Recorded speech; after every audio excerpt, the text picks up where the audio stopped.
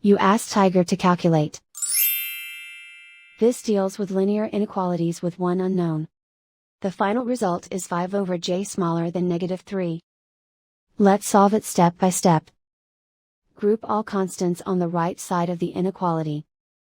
Add 8 to both sides.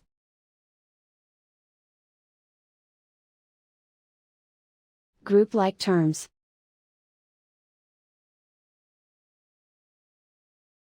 Simplify the arithmetic.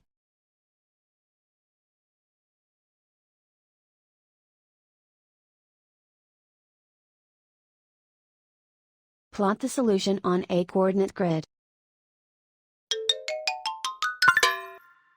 And so the final result is 5 over j smaller than -3.